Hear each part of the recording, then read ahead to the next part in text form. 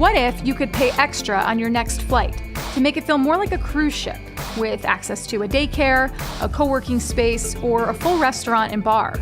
For most people, flying is terrible. But the next level of flying might be modular cabin experiences, ones that are loaded onto the plane in between flights and are supposed to be accessible to everyone.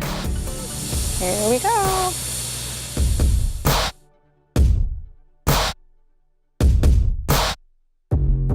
This is Transpose. It's a modular cabin project that Airbus has been developing inside its Silicon Valley labs called A-Cubed.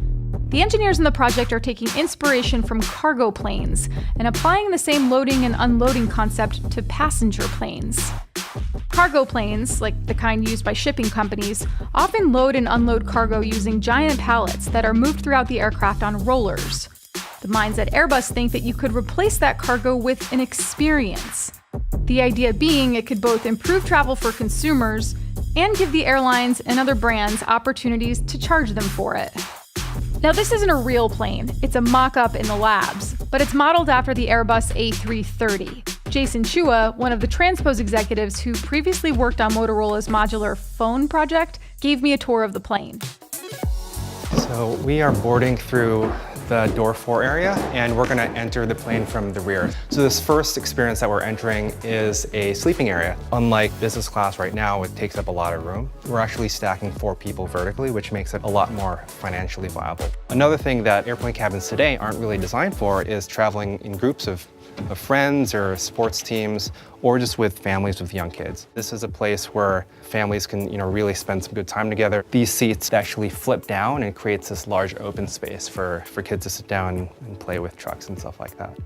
So this is our restaurant area. In flight, this looks like a cocktail table, but for taxi takeoff and landing, just grab this, flip it down, and you can sit down and buckle in.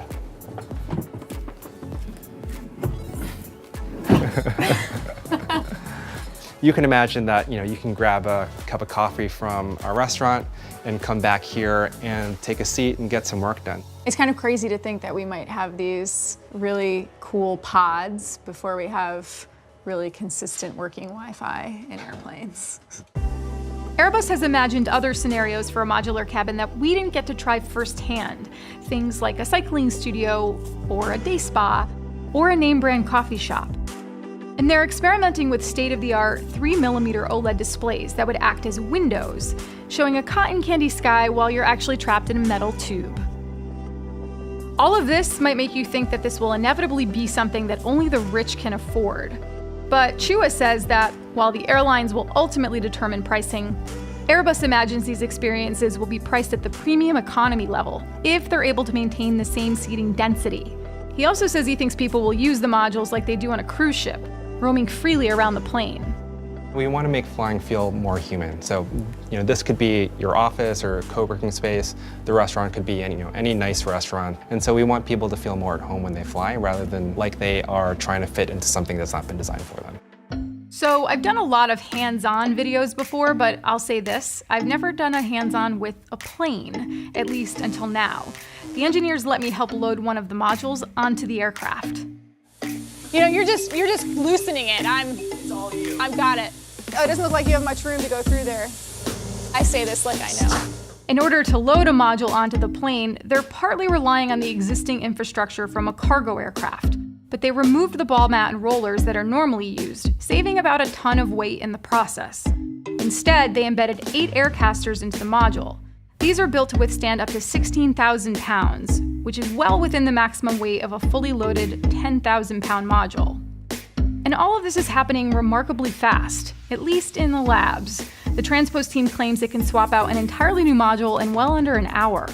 Right now, aircraft take about 30 days to do a change of a cabin. We're trying to take that customization period from 30 days to about 30 minutes. So we're actually targeting about 15 minutes per module at this point. How can you be sure that everything is safe and secure and sealed in that amount of time? We're actually using proven engineering connections, so seat track attachments, which is what connects our current seats to the aircraft. We're using those same exact connection points. We're using the same exact processes that cargo aircraft use for loading on board an aircraft, and so we're trying to reuse a lot of this existing work and only change the things that we want to change, like the experiences and the way that the cabin is architected. that doesn't mean the Transpose team has it all figured out just yet. There are still other safety and design aspects to consider. Things like the placement and accessibility of oxygen masks, how quickly it will take people to get into their seats if there's turbulence, or even how doors might be designed differently in a modular cabin. We've got an additional floor structure that's on top of something that wasn't meant to handle that additional floor structure. Even though it's a really small floor structure, about 2 inches, you have to handle that 2 inches slope down to the actual door. Trying to solve something to where you're not taking up any existing cabin interior space is something that we're kind of still in the process of brainstorming. Another element the Transpose team has had to consider is the human element. How will people move throughout the plane if they're allowed to wander around? Will people argue or gripe even more than they do on planes now? In December, we did a test at Crissy Field where we did a very low resolution flight with 66 passengers on board. It showed us some really interesting stuff. Like, one is that if you don't tell people what's on board an airplane, everyone kind of knows what the learned behavior is. You go in and you sit in your seat. What we found was that slowly people started getting up and kind of going to the bar or restaurant, and soon people got the idea that, oh, we don't have to stay in our seats. There's actually reasons to get up and move around. It also showed us that, yeah, when you have a lot of passengers moving around, it is a different experience. But applying some simple traffic rule type ideas, passengers can quickly figure out how to kind of navigate the cabin in a new way. Even if Airbus gets the modules perfectly engineered and thinks it has come up with the right guidelines for human interaction, there's still another big hurdle to consider: approval from the FAA and international regulators. Is it realistic to think this could be in the skies within the next couple of years? Absolutely. So, of course, our number one priority of this project is safety. We've had lots of good conversations with both the FAA and EASA around how we could get this thing flying, and we've gotten some really good feedback from them about how we can get this thing flying in the next couple of years. But that may be an aggressive timeline, according to one analyst I spoke to.